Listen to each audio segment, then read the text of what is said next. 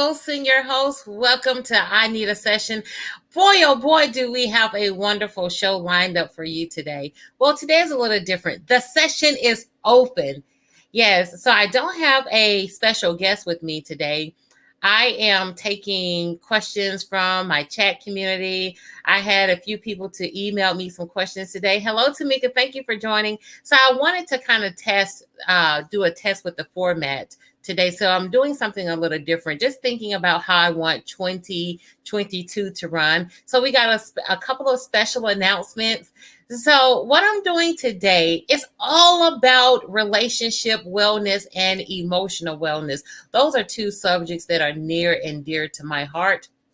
And so I sent out a post today. I sent out an email today, and I told people, listen, if you want your questions, if you have any questions, send them to me. And if you want to go live with me, just send me a message and say, hey, Kimmie, I want to chat live. Now, I didn't get a lot of people that said, Kim, I want to check live, but I was really just excited about all the people that sent questions to me through DM or responded to my email. So, I don't like to waste any time. Let's get right to it. Who's ready to talk relationships? Me? Okay, let's get to the first questions. And you guys sent in some really great questions too. Okay. So the first question that I received today: what are some of the best ways or strategies to get to know your partner? And I wanted to start out with that one because I had a similar question with a little twist to it that kind of matched that. And before I answer that, let me just tell you why I'm so passionate about relationships. I believe healthy relationships build amazing families. When we have amazing families, we build amazing communities. When we have amazing communities, that leads to building amazing places in this world for us to live and thrive and all of those kind of wonderful experiences. All right. So let me reread that question. What are some of the best ways or strategies to get to know your partner? Let me just tell you right here and right now. Questions. Ask questions. Curiosity. I cannot tell you how many times I have been in conversation with men and women about getting to know people and not asking questions. I'm like, well, wait a minute. Let me get this straight. You are afraid to talk about money and or a credit score. You've already taken off your clothes, you've already shared your body. What's so wrong with asking that question about what's your financial health? What does that look like? We get to know people through questions, and when we have great information, we can make great decisions. So just even understanding a person's strengths, understanding their challenges. I ask as many questions as you need to. And if a person seems to be bothered by all the questions, they're giving you information. So I think the best thing too is to think about what it is that you're looking for and what you want. Because if you don't ask that person questions, how would you know if they will make a great partner for you?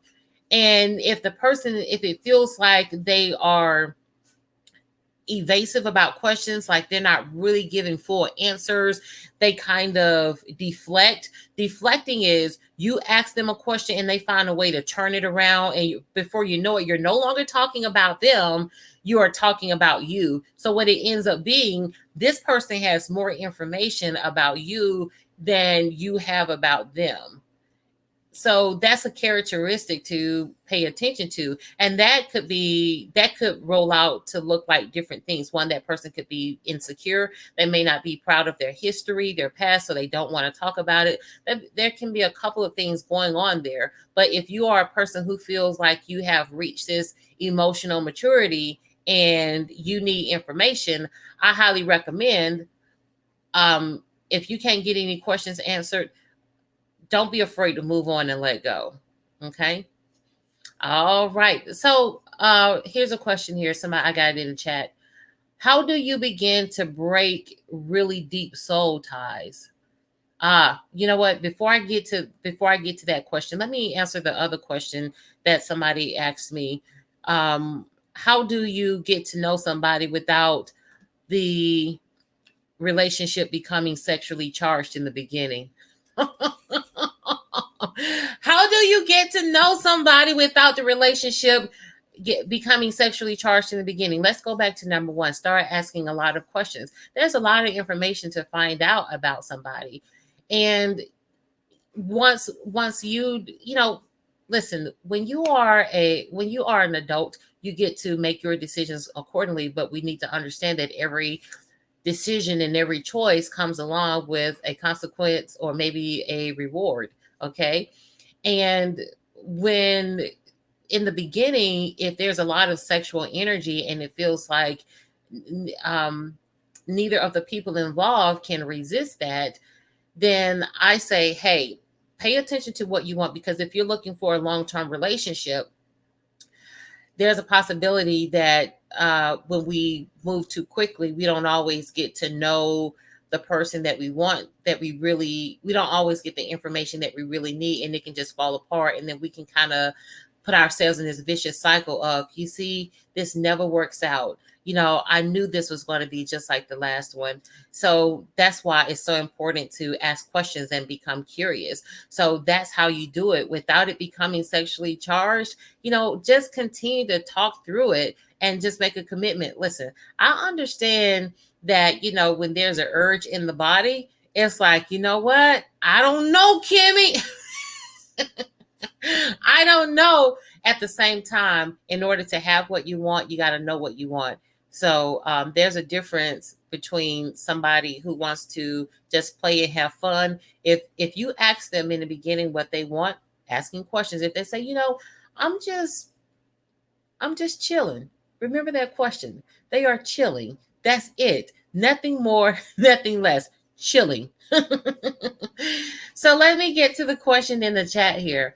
How do you begin to break really deep soul ties? There's actually a book about soul ties, and I can't think of it off the top of my head. And it does a really great job of explaining what soul ties are.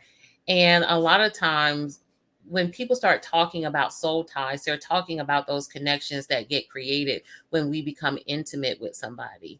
And that may be coming from a spiritual perspective when you start talking about soul ties, and it can be based on your belief system. But even if I push the spiritual perspective to the side and I start using words like energy, so one of my favorite laws from Isaac Newton is, energy cannot be created nor destroyed, it can only be transferred. Yes, he's talking about thermodynamics there, but I feel like you can apply that to human behavior. Think about it this way. Somebody walks into the room and they're upset. They just throw their keys in the table and on the table because they had a lousy day and they don't speak to anybody. And so somebody is reacting to that and they're like, well, you don't speak to me, I'm not speaking to you. It's like, wait a minute, you just took on that person's energy. That energy was transferred. Okay, so that's what I mean by that when I use that word energy. So let's go back to soul ties. How do you begin to break them? First, you got to manage your expectations.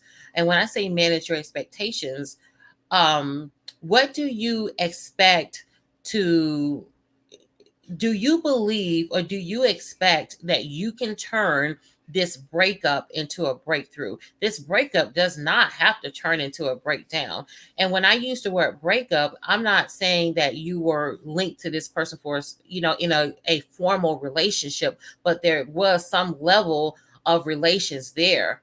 And that interaction does not have to lead to anybody's breakdown, and it starts here. We start breaking the soul tie here in the mind. A lot of times what's happening is negative messages are passing through our brain, and it starts with statements like I'm not, I don't, I can't, I won't, instead of I can get through this, I will get through this, and I am amazing enough to and I am worthy enough to have somebody who is deserving of my time, energy, and effort. So breaking that soul tie starts with the mind. Secondly, we have to make a commitment like, I'm going to monitor this communication. Sometimes it can be difficult to stop taking phone calls from people because they keep calling. They are persistent. It's difficult to not respond to the text message. However, there's this whole concept of self-love that I just wholeheartedly embrace. And sometimes because that is missing, it's difficult to do that because that person brought so much validation to us. They made us feel special. They gave us attention. They gave us their time. At the same time, when you know your worth, you're able to say to yourself, you know what, this stings, but I have to move on and let this situationship go. Let this person go. And sometimes it may be a relationship or it may have been a marriage. And especially when you have children with somebody, talk about deep soul ties being really connected. I'm not sure if you all ever heard of this. I'm just not sure if she labeled herself as a preacher, an evangelist, Juanita Bynum. And she does a whole sermon about this topic of soul ties. Oh, but you got to go Google that and get that. All right, let's see. What else do we have? Oh, Tamika here, I see you're saying how. Drop that in the chat if you have something else connected to the how. So let me get my next question out here. Let's see what we got. You guys showed up and showed out for this one. Okay. When is the best time for your kids to be introduced to your partner? Okay, so I believe the best time for you to introduce your partner to your kids, one, if the foundation of trust is there. If there's any issue with trust, they should not be introduced to your children because that's your foundation. I often like to use the example of the three little pigs. There's one little piggy, he made a house built of straw. Then there's the other one built of sticks. And then there's that piggy that built a house made of bricks. The only house that the big bad wolf could not blow down was the house made of bricks. I consider bricks as trust. That's the foundation. So if you're already having difficulty with this person, you can't trust this person, they should not be introduced to your children because there's something about that's saying this person may not work out. There may be some red flags there. So the best time to introduce your children, your partner to your children, when you feel like you know them, there's been enough time that passed where there's some transparency. There's no question you feel like you can ask her or ask him that they will not answer. There's a level of vulnerability there. And when I say vulnerability, like, listen, I want you to know me. Even though I'm uncomfortable with answering this question or talking about this past issue, but I want to because I want to make sure that we're fully connected. Okay. All right. So here's another question. When one person in a relationship have kids but do not want anymore, the partner on the other have kids but still want kids, how do you handle this kind of relationship, or how do both partners compromise if they want to get married? Oh, talk about loaded. I love it. So, okay, let me just kind of take my time with this one. Hold on. Back up. Let me get in. Hold on. So, first we got to start with honesty. Standing your truth. Standing in your truth is so important. And that goes back to the question that I just answered about the trust. Yeah, Tamika said it sounds like a situationship. So sometimes when we don't answer questions in our truth and we just kind of say what the other person wants to hear, we're not having a real conversation. For instance, if somebody asks you how you're doing today and you say fine, but you're not really doing fine, and it's somebody that you can trust, you have a relationship with this person. I mean, it can be a friendship or a neighbor that you all have a great understanding. And if when they asked you how you were, you said fine instead of, you know what, I feel defeated today, I feel disappointed and overwhelmed. That's the true answer. That's how you really felt when they asked you that question. So because you answered fine, they just went on about their day because what they heard was, oh, nothing else is needed from me. You're fine. But if you would have stood in your truth and gave the real answer, you know what? I'm not doing so well today. I feel defeated, disappointed. Then that person may have been able to say to you, you know what? I have a gift certificate to the spa. It's going to expire in 2 days. I'm not going to be able to go. Since you feel overwhelmed and disappointed and defeated, would you like this gift certificate to help you to unwind and relax? Because you stood in your truth, you got a different outcome. So when I take this particular question and one person has kids and they've already raised their kids, and this person they may not have children, but they want to have children. I think you have to really be, not I think, I know, you have to really be honest and say, you know what, I do love you. And I love you enough as my fellow human being to say, I'm not going to have any children. I've done that. I do respect the fact if you would like to move on and get what you really want, because it would be selfish of me to hold on to you knowing that we don't want the same thing. Because I don't want you to feel resentful. I don't want to feel resentful. And let me just make sure I got the end of that question right. But when a person have kids but do not want anymore, the partner on the other have older kids but still want kids. Yeah. So even though that person have had their children, they still want more. So the compromise is, it's just going to be, I can accept not having any more children with you, or it's going to be, I got to be honest, that's part of my dream and I don't want to miss out on my dream. And being honest and being able to let people go, that's another way of loving people. Yeah. So I have another question here. Let me go to it. One second. This one was a goodie too. Here we go. Okay.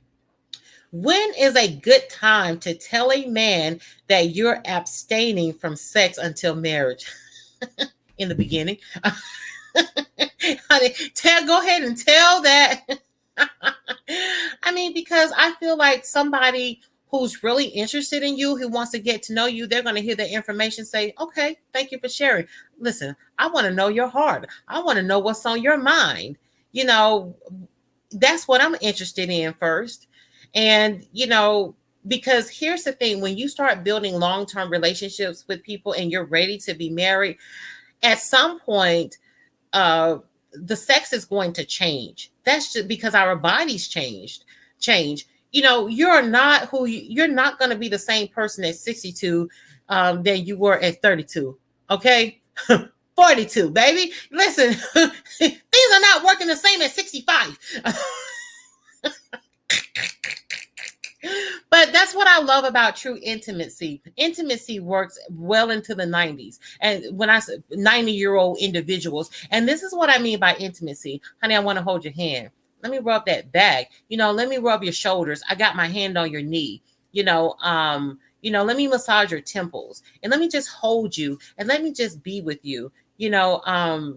So that's what intimacy is. And those are the true intimacy. No, that will not change. But, if you are abstaining from sex, I certainly recommend giving that information up front if it comes up. That's all. I don't think there's anything really that you can ask in the beginning. Because if it's too personal, the person always gets to respond and say, you know what? That question feels a little personal for me right now. We'll circle back around to it. And I can respect that. I was like, go ahead. That's not mature, honey. I love it. Go ahead. I respect that response. Okay. So here's another one. Okay, wait a minute. Here we go. What are the true expectations women look for in relationship? I was so happy to get that question. I said, oh, goody, a guy. I love it when men talk. Come through, honey. So, what are the true expectations women look for in a relationship? Yeah, that's a great question. Now, See, hold on. Let me take my time with this one because I may upset some folk. Part of the issue is that I have observed there are no expectations. There are no expectations in the beginning, and that becomes a problem. You got to have some expectations. Like I say to people all the time, listen, create your list. There's nothing wrong with the list. Those are your standards. That is to make sure that anybody just don't get through. Do you think the HR departments of many companies, they don't have criteria, standards? That's because they don't want to spend too much time onboarding individuals who do not meet what they are looking for. Because when you hire somebody, you can't hire somebody just because they're nice. You can't hire somebody just because, I really like your toast. No, because you can waste money doing that. So you have to make sure that the person have the skill set that you need. It's not it is a personal thing. It is, when it comes to HR, it's a professional and a personal thing. And for individuals, just kind of looking at your expectations. If you're looking for somebody who is financially stable, if you are financially stable, if you're looking for somebody who is independent, they are comfortable with being assertive and making decisions. Well, when you meet somebody and you see that, well, right now I'm in between jobs, I just took a severance package, or I just got laid off, and if they say something like I've just kind of burnt through my money, well, hold on. Give them some time to kind of regroup and get themselves together. That's what I want for them as my fellow human being. But if you don't have any expectations when people tell you this, you won't be able to line it up with the list to see, hey, let me see. I want somebody who's financially stable. They just told me, he or she, just plug in your pronoun. They just told me they are in between jobs. They've had to move out their home. They're just going through a really difficult time. I understand. Listen, I know what it feels like to fall on hard times. It's one thing when you are in your 20s and you're kind of, dealing with this.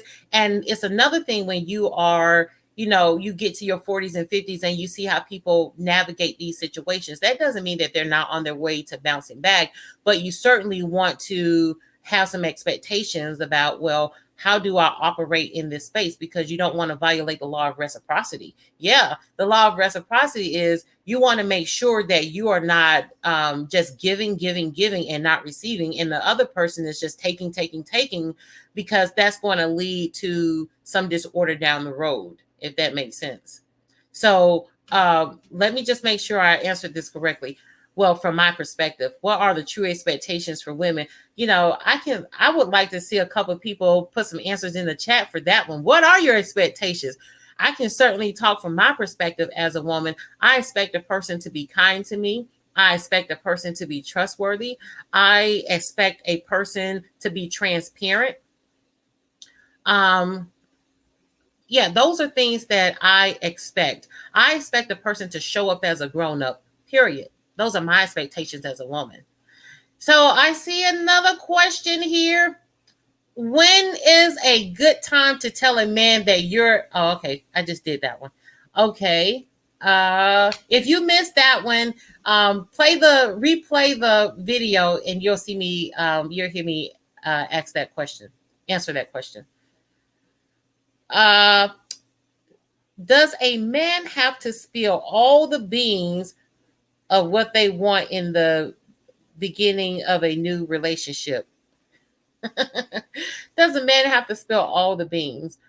Not necessarily spill all the beans, but I think be as transparent and truthful as they possibly can. And like I said before, if they are not comfortable with answering a question, if it feels too private, too personal, say, you know what?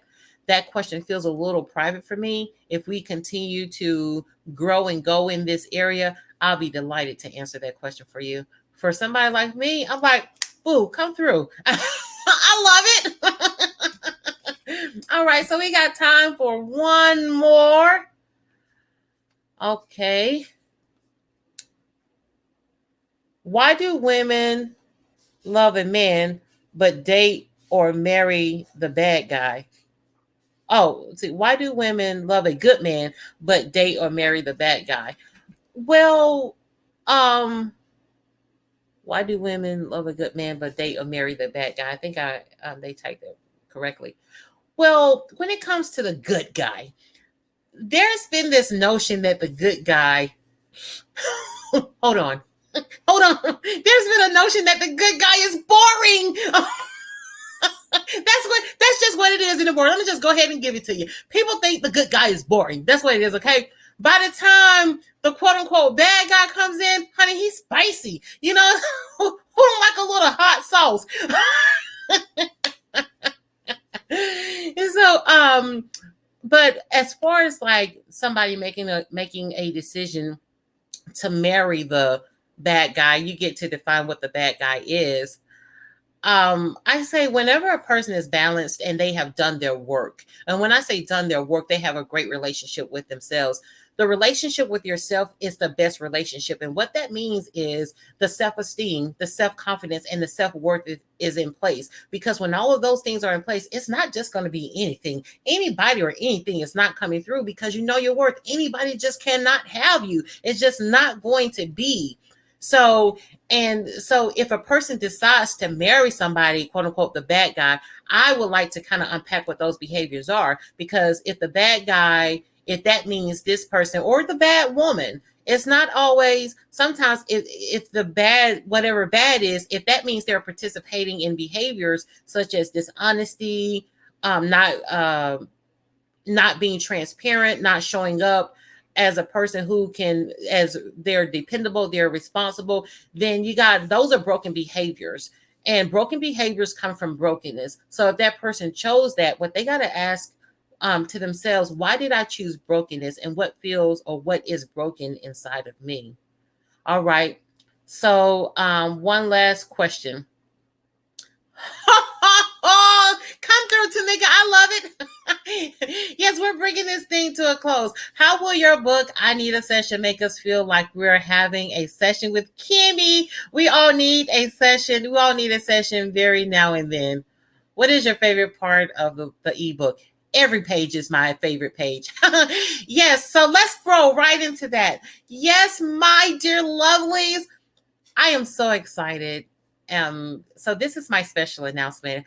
I have a ebook that's getting ready to be launched next week, September the 23rd. At the end of October, you'll be able to purchase a hard copy, but the ebook will be available on next Thursday. It's all about, it's a guide to love, confidence, and positivity. Some of you may know or may not know, professionally, I am a counselor. I help people who are looking for treatment with depression, anxiety, PTSD, trauma. And one of the, especially over the past year and a half, I've had so many clients to initiate services with me because of the lack of confidence. Chin up, shoulders back. Confidence is all about the belief that you have in yourself. So this book provides a set of tools and resources to get to that place of emotional wellness. And one other announcement. On October the 16th, I am having an event called Becoming Us. One of the reasons why I decided to have this event, I'm very passionate about the relationship between women. Women relationships, whether it's a mother-daughter relationship, friendship, sisters, every human being passes through the body of a woman. In my world, we got to make sure we keep that right. We get that right.